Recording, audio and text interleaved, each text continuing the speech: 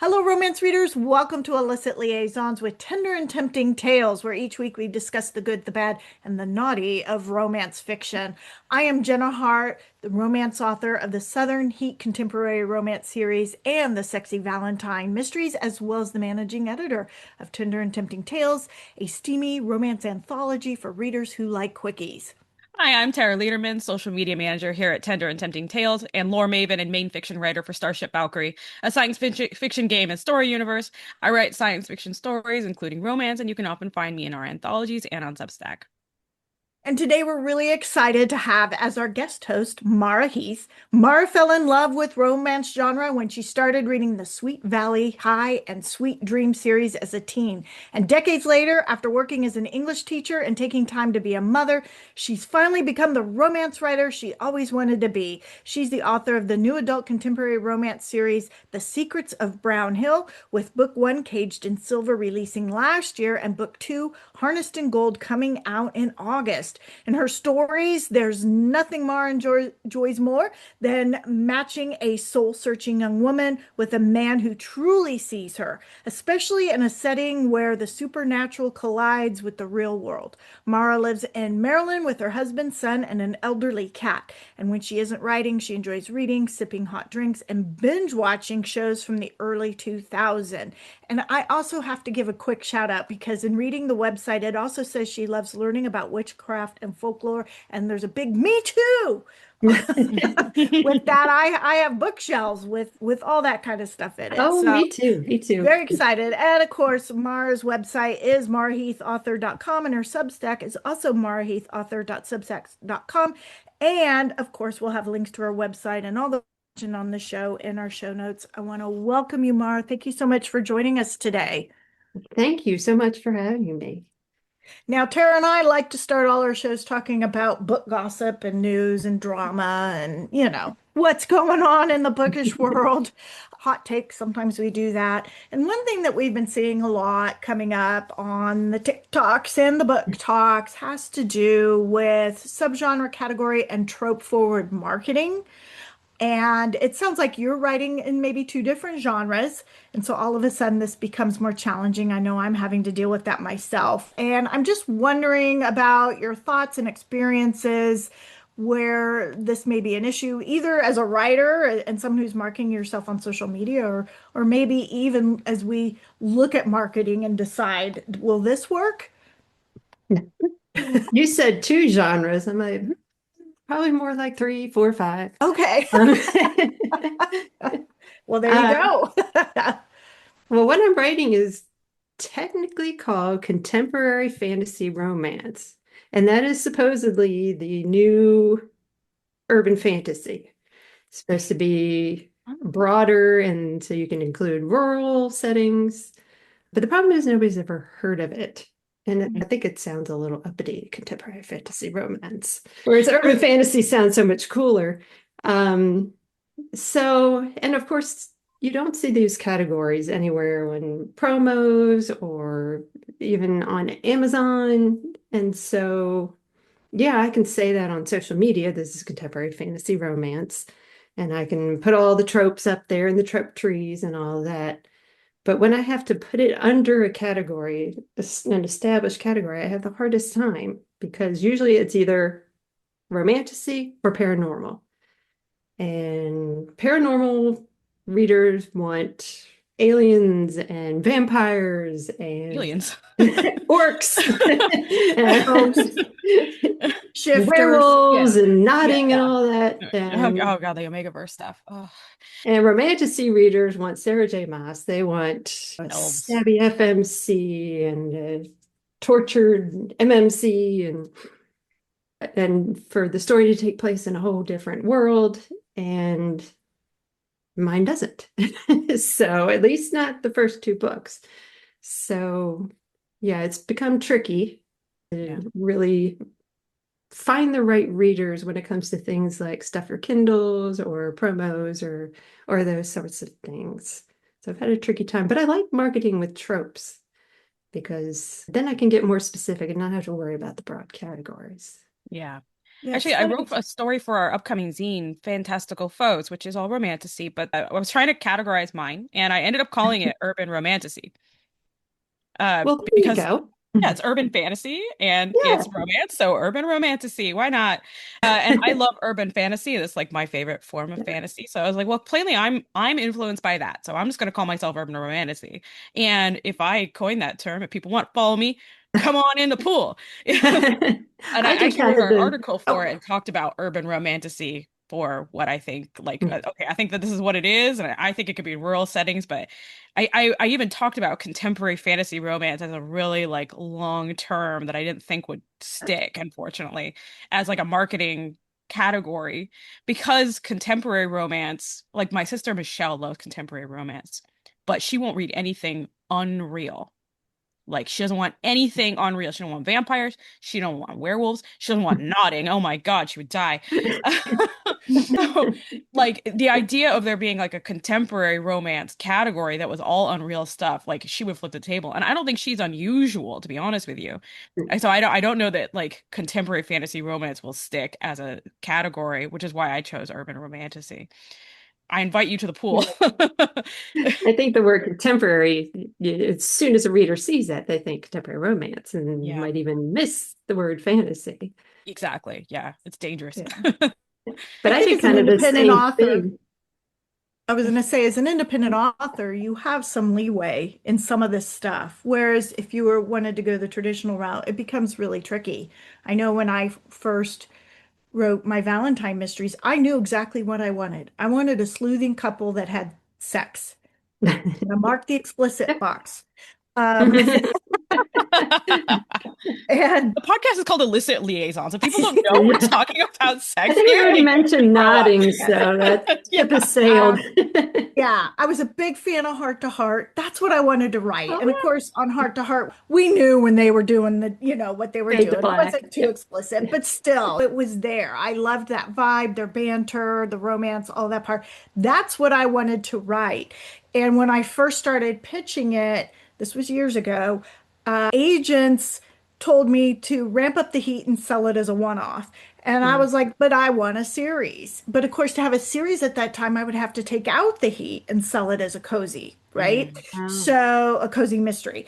So that's why I ended up going on my own. And I know of another author who's been working on coining the term row mystery for just that category. I And as like an it. independent author, you can do that, but at the same time, if readers are searching for books, they're not searching row mystery or maybe not even contemporary urban fan or whatever. They're not yet.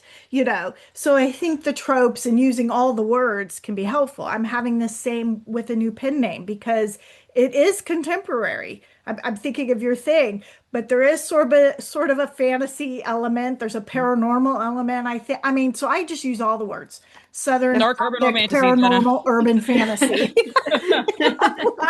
It's just like all the words. Let's make it a thing.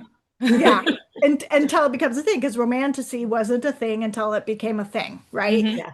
So yeah, what's interesting about going with the tropes, which I agree with, I think that's very helpful because that's I think more readers look for that quite a bit. Was a couple weeks ago we had a discussion where someone had a hot take on the internet that they didn't like tropes because it gave away the plot of the book, and I remember thinking, "Are you kidding me? Do you want us not to give you a description either?"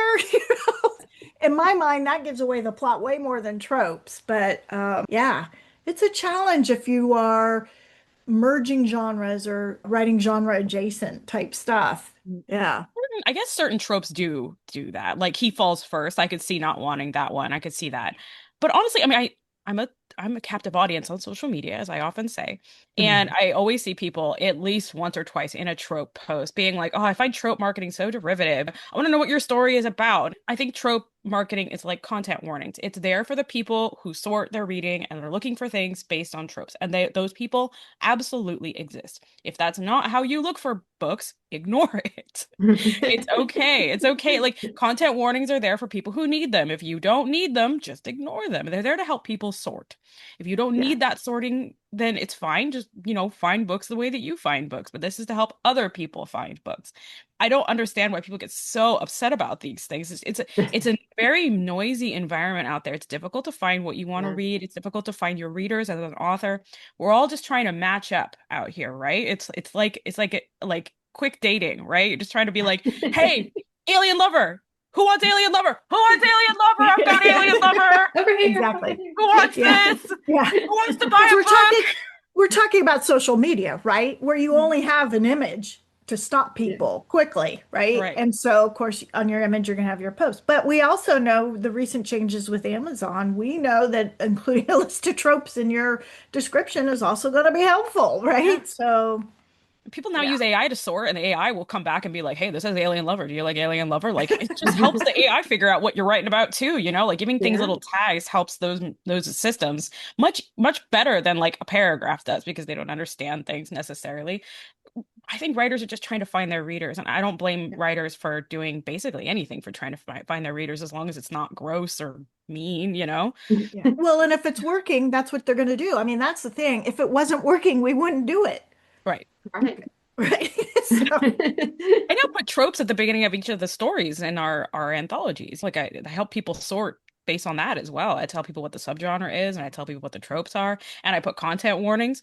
And if people get to that page and they're like, "Ew, I hate trope forward marketing," maybe this isn't the anthology for you. But like, I would hope people would just move past that and read the story if that's not Yeah. something that they need. yeah. Oy vey. So basically, we're keyword marketing. Yeah. Hmm. Yeah. Yeah. Search engine optimization. Yeah. SEO. But I sympathize with trying to figure out what your subgenre is. I think that it's very normal to find yourself in a difficult position between subgenres, and Especially so be trying to make a new thing.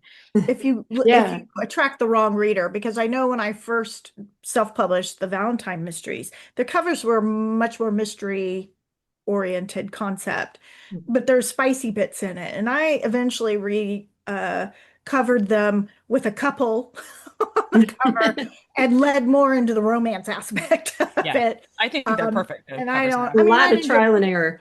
I Yeah. didn't get too much fussing, but I figured this would be better. Then I'm more likely to attract the reader who's going to like it that way. Yeah. I actually really like that you have a series about one couple. I mean, I see a lot of series that do like, all right, we're gonna do one couple in this book, and then the next book is gonna be this couple, and then the Yeah. next couple is gonna be, this couple. But I really think that it's interesting to follow a couple over multiple books, because there's more to romance than the meet cute and people getting together, right? Like, Yeah. there's more to it. You can actually see like the struggles that a couple goes through. I like seeing that. I feel like you don't see that enough these days, Yeah. personally. There's more now than there was when I started. Marie Force has a series, the JD Robb books, obviously, but yeah, I love that. Sleuthing couples. That's my jam. I think there should be more tropes of like what a romantic couple gets together, like what they experience later on in a relationship. I think a lot of the tropes are about how a couple gets together. There's only one bed, forced proximity, he falls first. Those are all about how a couple gets together in a romance, so you don't see a lot of tropes about like life after getting together, life after marriage or consummation or any of that stuff. But anyways, Yeah. we're here to also talk about Mara. So you have a new release coming out called Hardest in Gold, which comes out on August 10th. And we know this is the second book in your trilogy. So there's not only the excitement of a new release, but drafting the next book thereafter. And I was wondering if you could tell our listeners about your trilogy and what they can expect in this upcoming installment.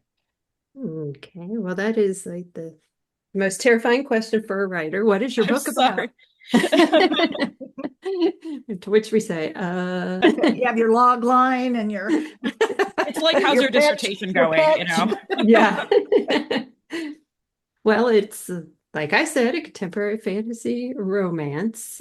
It's set in a small college in Western North Carolina in the Appalachians.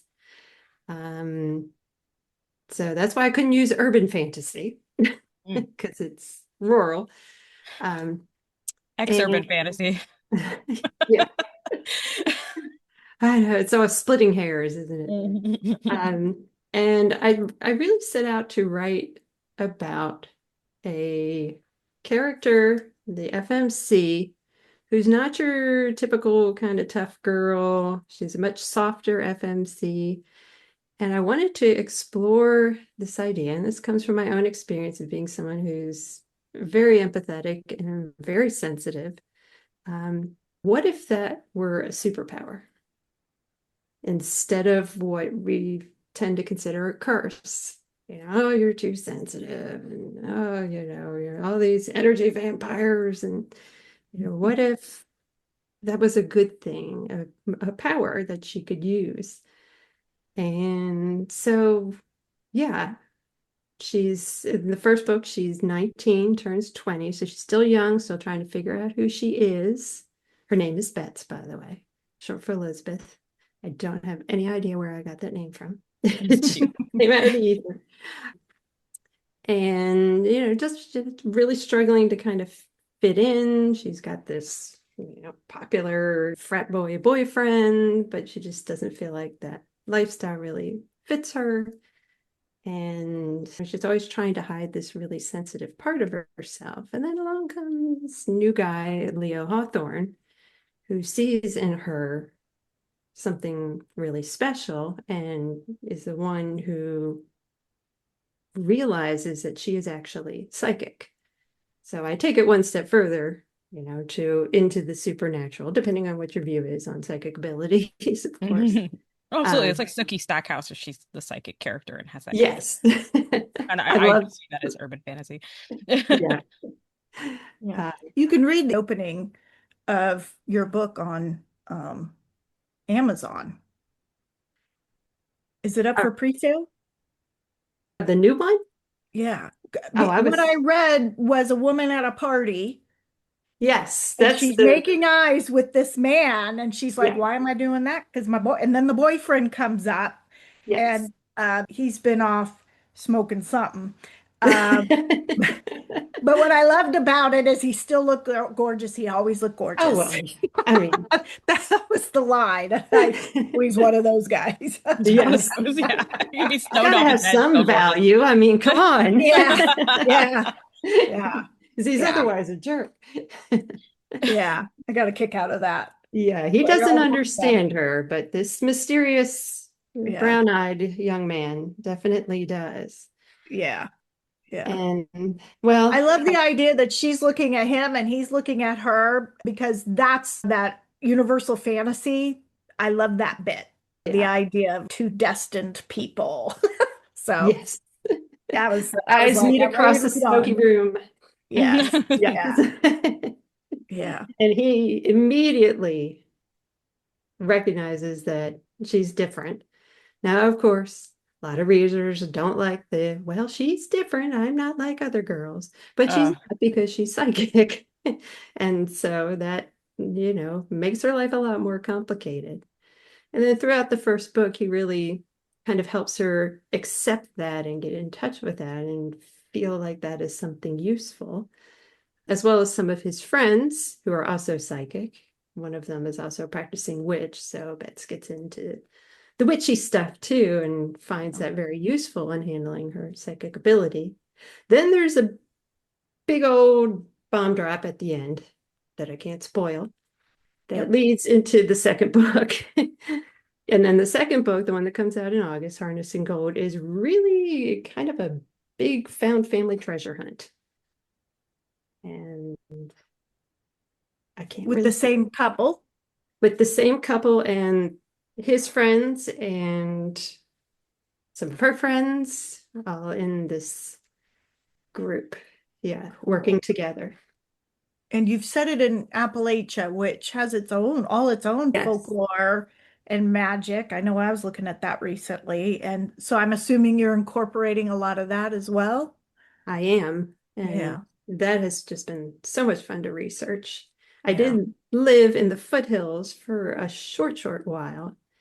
In Oh, North Carolina? in South Carolina, In South but Carolina. very close to North Carolina. And I went to Virginia Tech, so I was, Oh, yeah, yeah. down there in the northern southern Appalachians, I Yeah. guess. Yeah. So, I have a feel for it, but at the time that I was down there, I was not exploring folklore or witchcraft or any of that. So researching that has really just been a joy Yeah. and incorporating that. And there'll be even more of that in book 3. I love that stuff. I love that stuff. Now, it says here that you are a Gen Xer like me. I watch a lot of Gen X videos on the YouTube. It makes me feel Me good. too. It gives me a good giggle. And it highlighted, I didn't realize how different our childhoods were. But anyway, uh, I had We to look learned you from the two up on hose. that. but I don't know about you, but we have tons of romance adaptations. It's not really necessarily new, but there's a boom like in 2026 of romance adaptations, some remakes of old ones, new ones. We're seeing a lot of when sometime we were watching a movie the other day that came out in the eight, something like, I don't know, it's not Pretty in Pink, but one of those, like you couldn't do it now, right? Some of them you just couldn't do No, now. no. But, today they're doing things that are more appropriate, more inclusive, right? And I'm just curious, do you watch adaptations? Are you excited about any of the ones that are upcoming? Yeah, I've been devouring them to be honest with you. And like you, I grew up on the John Hughes movies. Right. And my husband and I always talk about how 16 Candles now, looking Yes, back at it, like, oh my goodness, it is so problematic. it really And is. and we thought it was cutting edge back then, and daring, but whew, yeah. And so it is really refreshing when I watch things like Off Campus or Heated Rivalry to see those same issues dealt with in it's just a much less toxic way, in a much more positive way. The women in these shows are much more empowered. Um, yeah, and of course, Heated Rivalry is just, I thought it was a beautiful love story. I can't wait for more. Um, yeah, it's so wonderful how far we have come.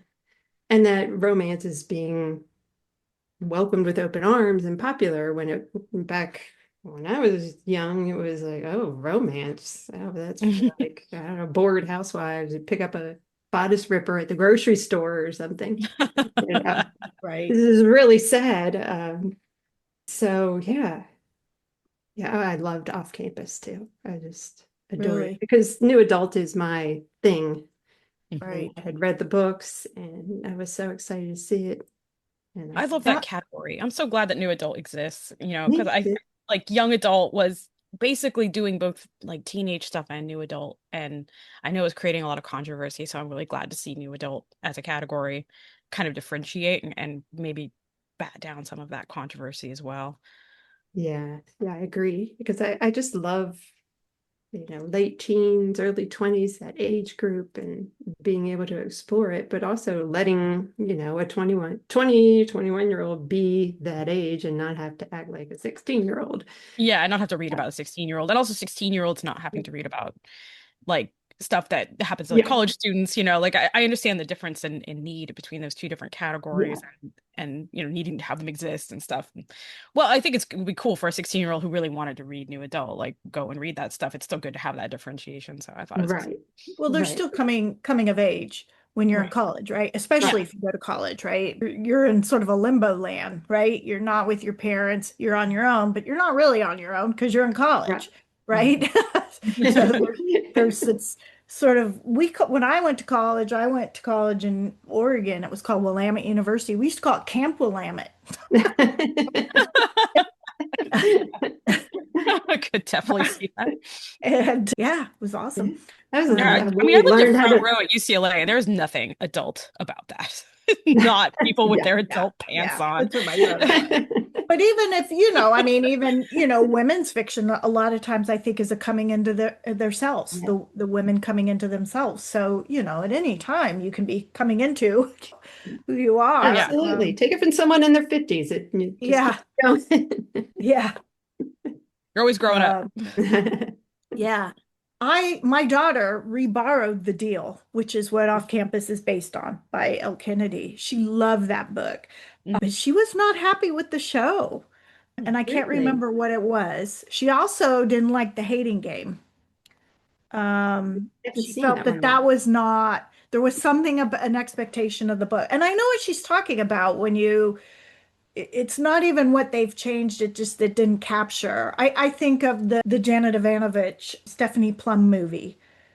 It did not capture those characters in that book at all, except maybe Grandma Mazur. I think Debbie Reynolds was a good Grandma Mazur, but she didn't feel that. But Bridgerton, I felt, Oh, did a good job.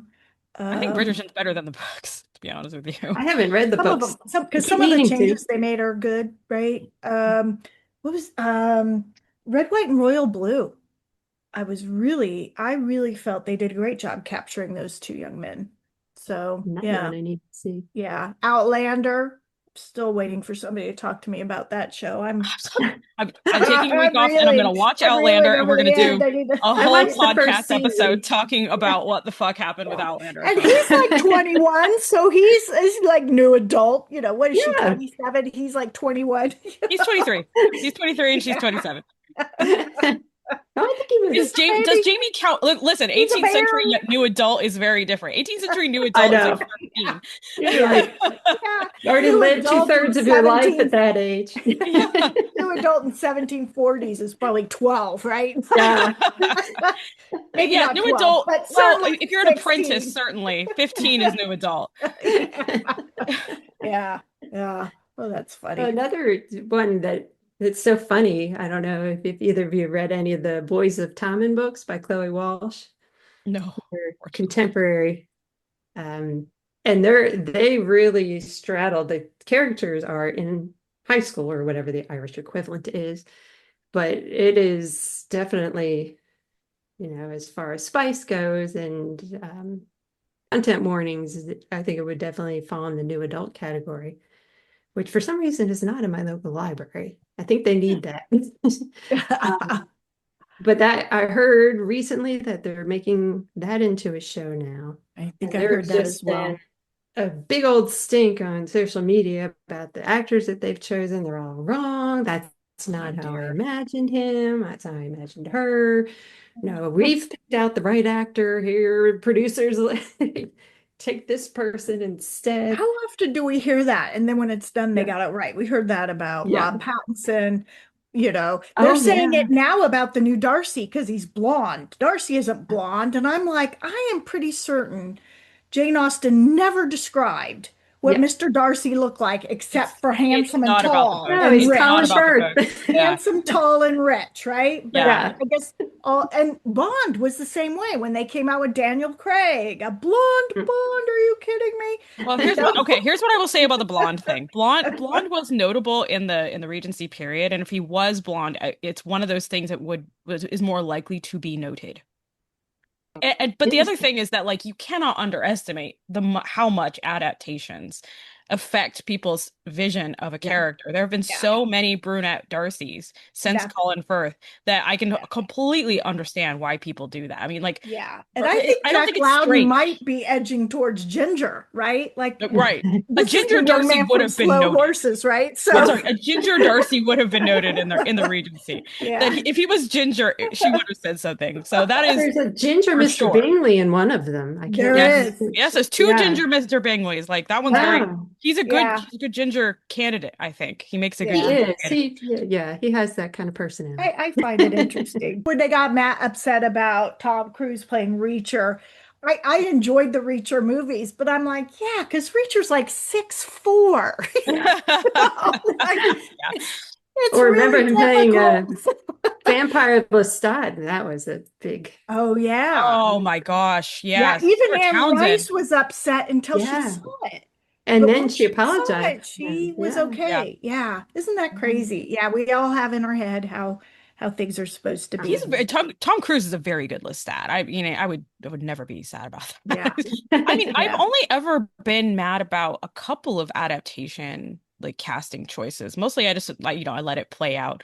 I think the only time I was upset was it was David Thewlis when he was cast to play Lupin. And this is back when I was in high school. Mm. Over this for Harry Potter. I was very upset about David Thewlis because and I wasn't alone. I remember this would like the whole fandom was like, no, it's not what Lupin looks like. Possibly, I think he was just this is kind of true of Gary Oldman as well, but I think that it was decided that he was just kind of too old for the character Yeah. because he is described as looking young, even though he has wrinkles. Like the idea is that he's like this tragic character who prematurely aged. So David Thewlis looking so much older, that was like that. I think that bothered people. It's like one of the few times I've ever been upset about casting, and now I don't care, right? Because I don't care about Harry Potter anymore. But like, it's one of the few times I can remember being really upset about it. It's like I think people should probably save their outrage a little bit Well, for then the there's Yeah. the opposite side when you get excited, because I'm pretty right. excited about Olivia Colman playing Mrs. Bennett. Heck yes. But it Oh, worries me yes. too, right? Yeah. Why She's going to steal the whole show. he is gonna Well, I love steal the show. her. Yeah. Oh, I saw what they did with Persuasion, and I'm just like, please don't do that again. I was very unhappy with that. That I didn't even watch. I watched about 10 minutes, and I went, nope. Wow. I couldn't even do it. Yeah. So, and normally I try to be very open-minded about these things, Yeah. Yeah. Yeah. but I was like, this is not that book. This is not that character. Yeah. I just couldn't do it. So anyway. Wuthering Heights. No, that new Wuthering Heights. All of those choices were bad. I take it back. Bad across the board. Terrible Somebody needs to choices turn across that the into a TV show and do the whole dang book is what they need Yeah. to do. And There's a they need to 90s have miniseries like a that. Heathcliff who actually looks like how he's described in the book. They Yeah, need there's a 90s miniseries that does that. oh, Oh, see, I I know which one you're. Is that the one Yeah. with Julia Binoche? I think so. Oh God, there's so many of them that I Yeah. can't keep them straight. I Yeah. remember I I looked know. into this, but when we did the Wuthering Heights episode, and I remember like, oh yeah, there is one of those. I mean, I like the 90s adaptations of Wuthering Heights. There's a few that do the whole book, and that's kind of fun. yeah, It's unusual, but fun. Because Nice. the yeah, side characters are so interesting in that book. Yeah. yeah, Yeah. yeah. So, Yeah. Mara, Here you we are are. also an escaped, or as I like to call it, a lapsed academic, just like myself. And this has been an interesting perspective for me to have, if like kind of weird at times in the romance world, especially having this like constant critical brain going on in the back of my head. And I was wondering how you deal with it yourself in order to write and kind of how to deal with marketing online and deal with other people's Yeah. stuff. And I know it's hard for me, so I was wondering how you deal with it.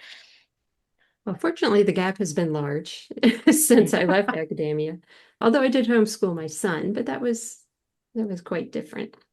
We just read a whole bunch of really good books and talked about them. That was pretty much his whole education, and he's doing great. That's Uh, great.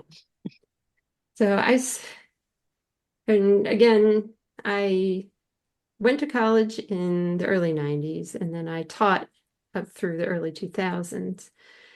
And I remember when I was teaching at Clemson, and I was teaching like freshman writing and sophomore literature there. Mm. And I remember that there was, I can't even remember exactly what it was, some sort of seminar about romance. I thought was really interesting, and I was all excited. I'd read my Danielle Steele and my Jude Deveraux and all these things. Shoot, But Deborah. this Great. was back when we were still like, you were supposed to be embarrassed about that. Mhm. And so I go to this seminar, and there is half the English faculty, and they're all women, and they're all there talking about the romance writers that they love. And I Mm. thought we're going to go in here and we're going to talk about how bad romance is, and critique it from the feminist theory point of view. And we did do some of that, but it was overall really positive and kind of a celebration of this genre. And it That's was great. really awesome. Yeah. And yeah, that was, you know, and Eloisa then James is a professor. what's Mhm. that? Eloisa James is a I professor. don't know her. She writes historical romance, Uh, and she's been around for a long time. Eloisa James is her pen name. Well, one of our authors, Jason Wrench, he's a communications professor in New York, which is pretty cool. I didn't get to ask him this question, but I know you had said you were a lapsed academic, and yeah. it's like me, and I was like, oh my God, how is that? I mean, my escape is more recent. I still have escape velocity.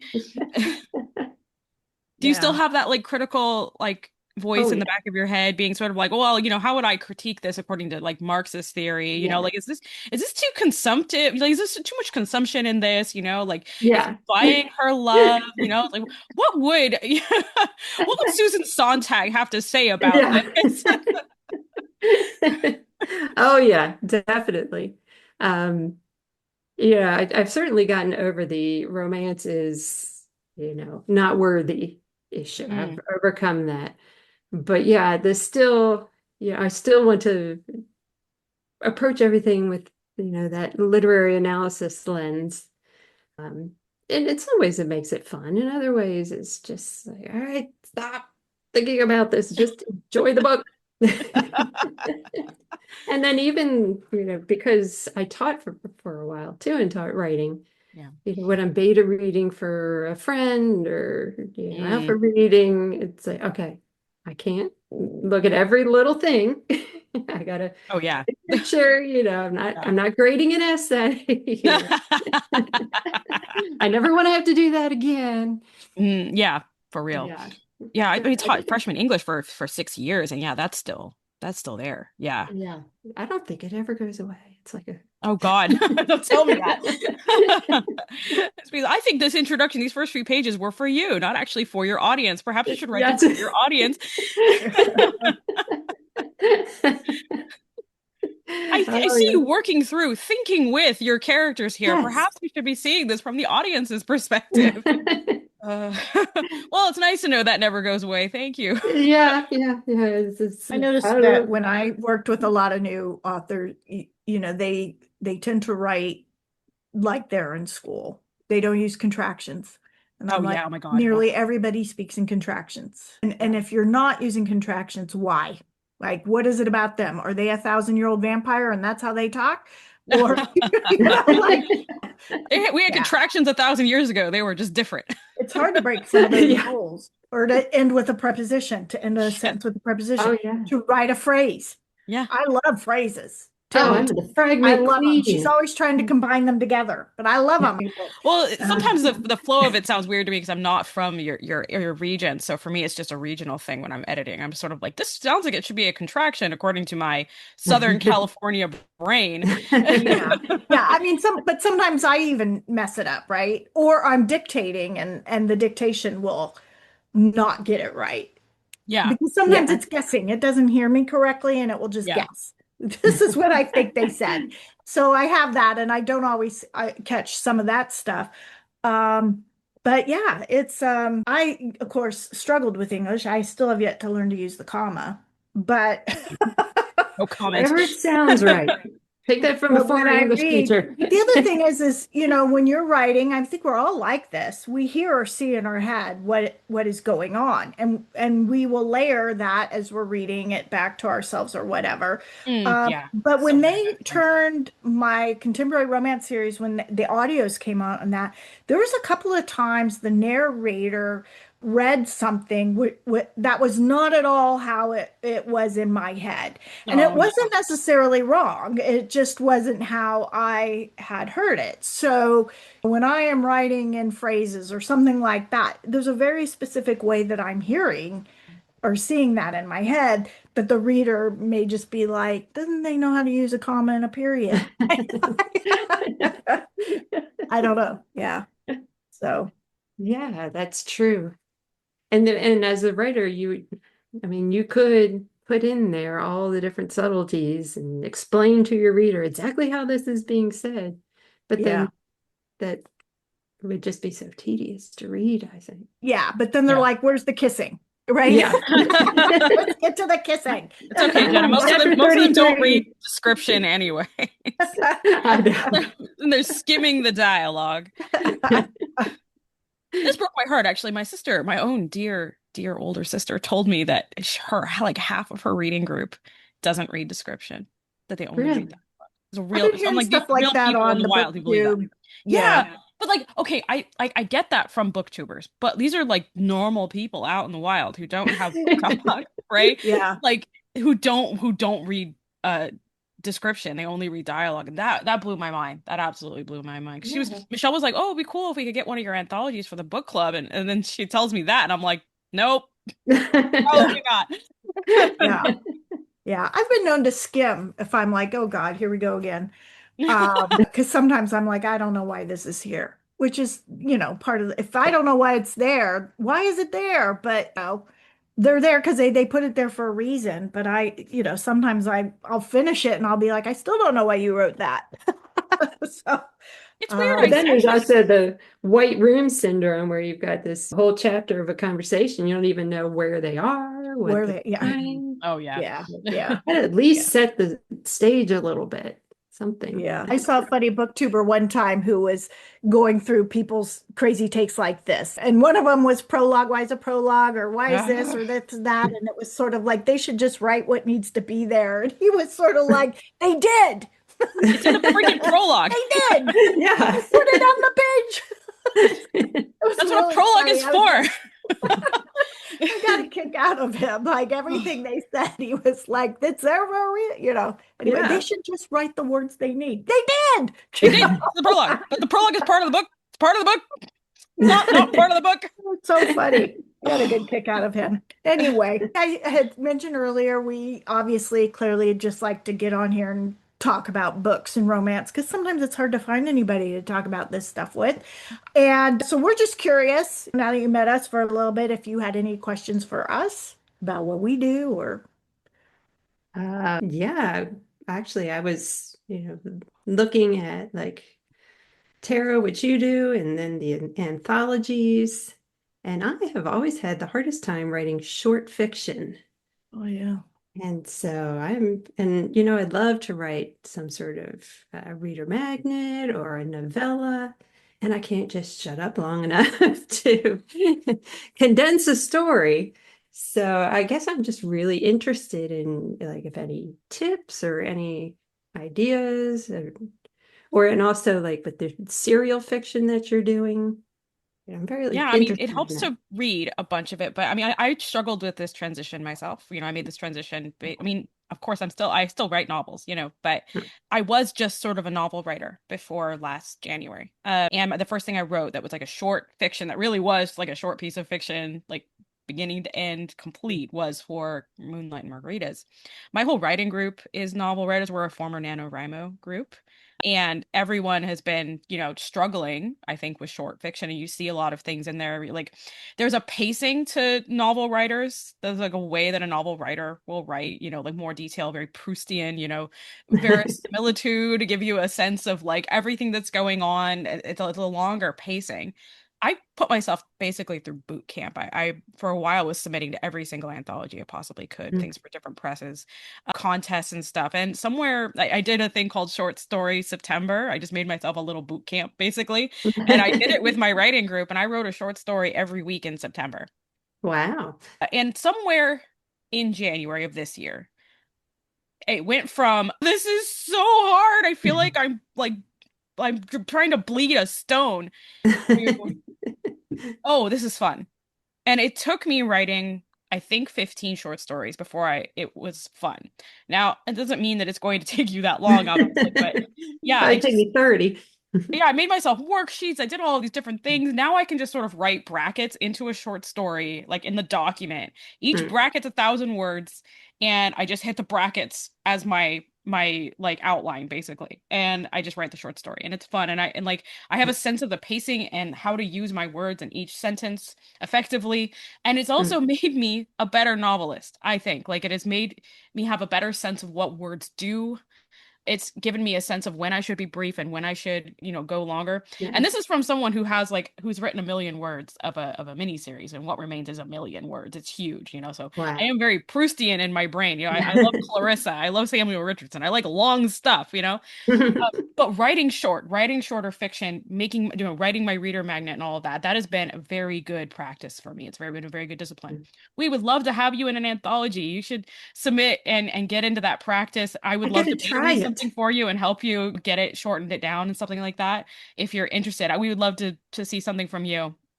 It would be amazing. Yeah, I That didn't would be a think I good could write motivation. short. When I got when I got talked into putting together an article, I was like, I can't even write short. I can't even write short. And sometimes I still struggle getting under 14,000 words or something. But I ended up doing it. Like the first one I did, I think was around the 7,000 mark even. I was so proud of myself. But that was a second chance and it was like basically one long scene, right? He's come Yeah. back. So that made it easy because I was like, look, they already know each other. Like I don't have to start from nothing. And then so that first one I did, and then moving on to the next. And I frequently go with either they've known each other for some reason, because again, then there's a Yeah. big chunk of that you can take out. They Yeah. already know each other or a Shortcut for faded me. element, right? Because in Yeah. some ways that sort of solves that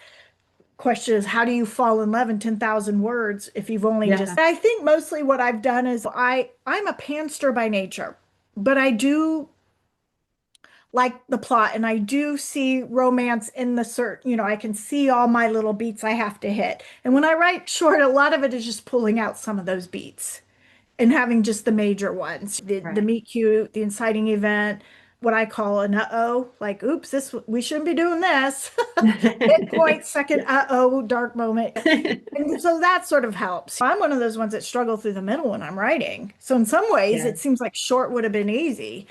Um, but yeah, that's so now I do it. I still struggle. Like if my word count is 10,000 words, sometimes I struggle to stay underneath that, but I did figure out how to do it, and it was just practice, I guess.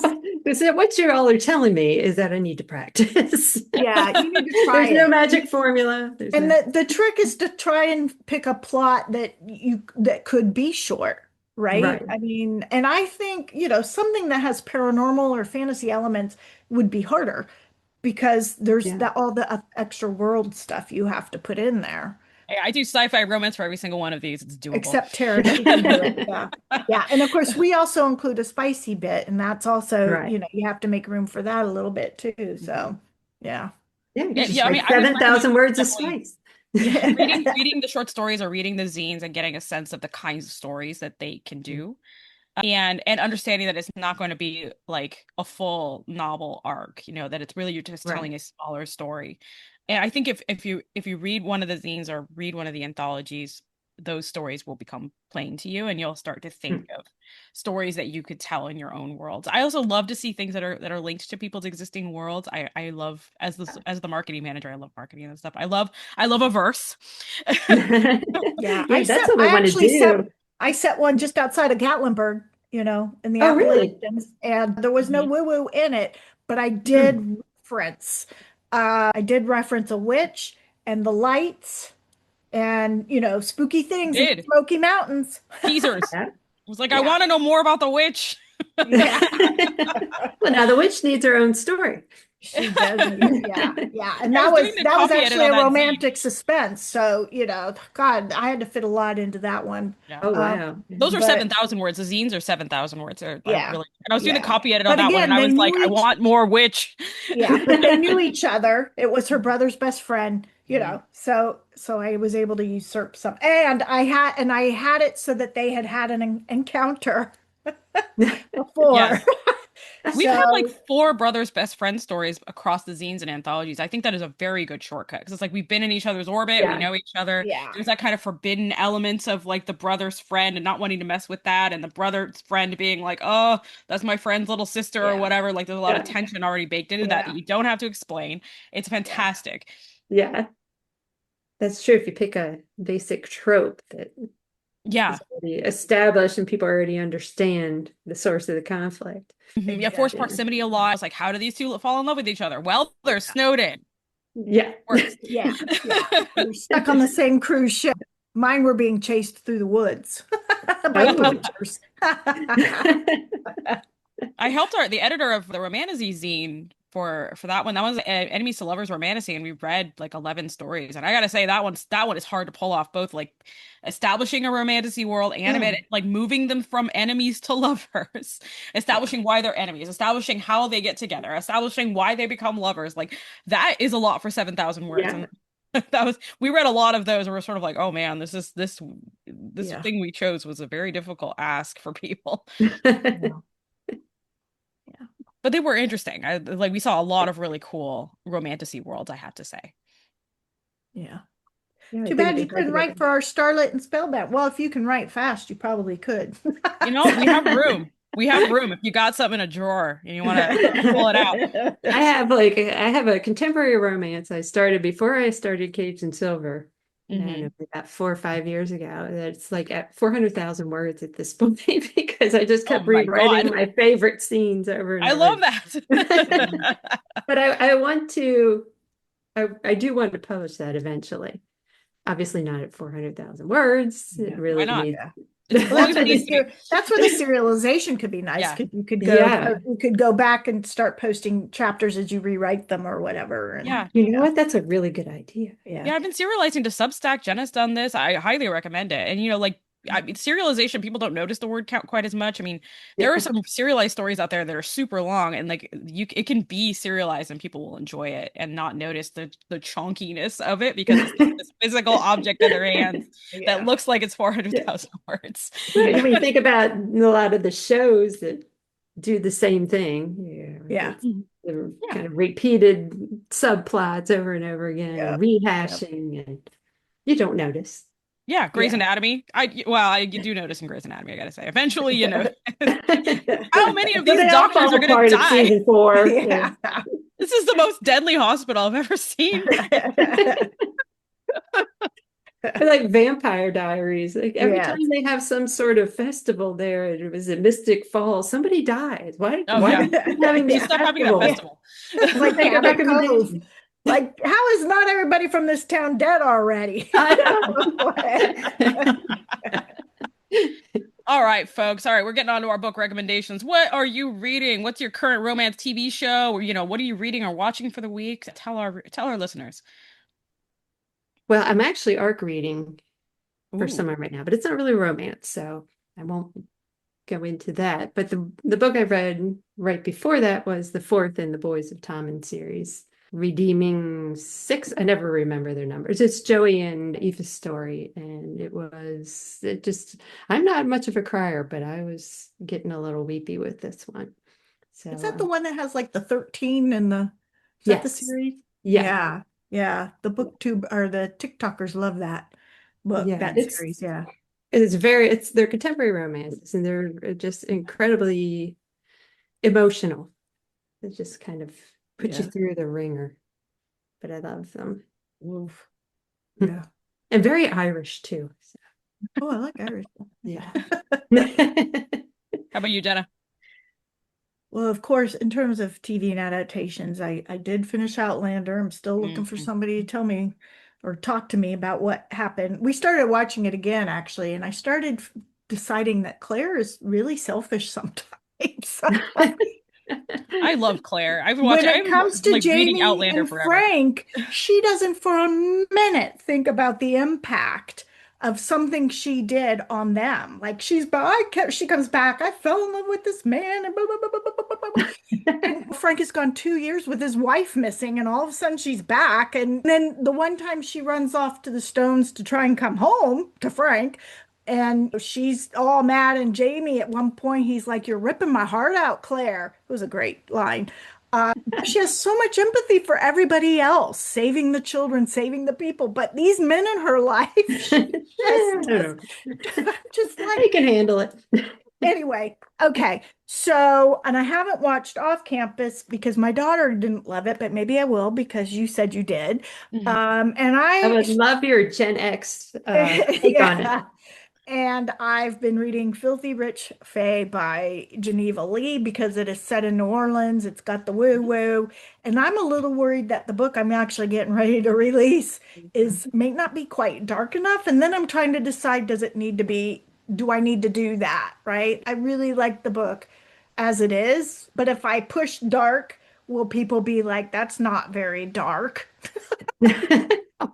Maybe I have to take the dark element out. So I don't know. So I I've think been it's plenty reading that dark. to get a sense of how dark is dark here. Dark is so relative. I've actually, Yeah. with my first book, I wanted to market it as dark academia, but I didn't think it was dark enough. So I called it dusk academia instead. I like that. I like that. Maybe I could do that. Yeah. Dusky. Anyway. I like that. Yeah, it's just a little bit dark. Yeah. Yeah. Yeah. Dark light. LITE. Yeah. There you go. Diet dark. Grayish. Diet Grayish. dark. Dark Zero. There you go. Let's see. Well, now that I'm no longer seeing double, I am back to reading the Valentine mysteries and finishing Aquitar. And I've been reading Valentine mysteries are Jenna's, of course.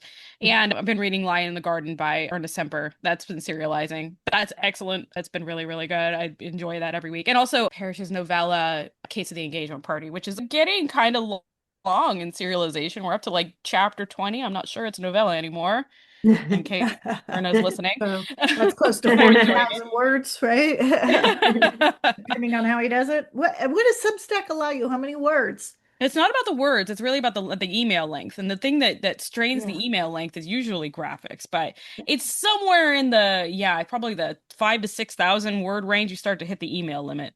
Okay. You Yeah. take your graphic out, basically. And yes, I hit Yeah. that limit a lot. Usually it's the graphic though, so you can just make the graphic teenier and then you kind of get away with another paragraph. All right, folks. Thank you so much for being with us, Mara. We really, really appreciate it. And it was wonderful to see you. Yeah, it was really, really fun. Thank you guys again for having me. And please do tell us when you have another release coming up or anything else, and let us know. We'd love to have you on again. Oh, Chat yeah. about Gen Xer perspectives on romance TV shows, of Yeah, course. we didn't even get into that. You know, I the know. idea of romance, Nora and Sandra and all them. Yeah. Oh, yeah. We are Tender and Tempting Tales. You can find us on Instagram. That's Tender Tempting Tales on Instagram. You can also find us on Substack as Tender and Tempting Tales. We have lots of great articles coming out every week about romance. Right now, we're doing our author takeovers. This week, you can expect Susie Langvin, which is going right now, and also Marissa Marinello. These are two of our contemporary and contemporary paranormal authors. If you want to be an author for Tender and Tempting Tales, you can do your own very own takeover with us, and we'd love to have you. All you have to do is take a look at our calls for submission, and we've got several calls coming up, including my zine, Sapphics of Saturn. We're looking for sapphic sci-fi romance, so please do look us up on Substack. Jenna? Mara, I want to thank you again for being with us. This was very fun. I love talking Yes, it was. romance with people. Me too. And again, you can find Mara at maraheathauthor.com, and the links will be in our show notes so you can click it and go check it out. And until next time, peace, love, and happily ever after.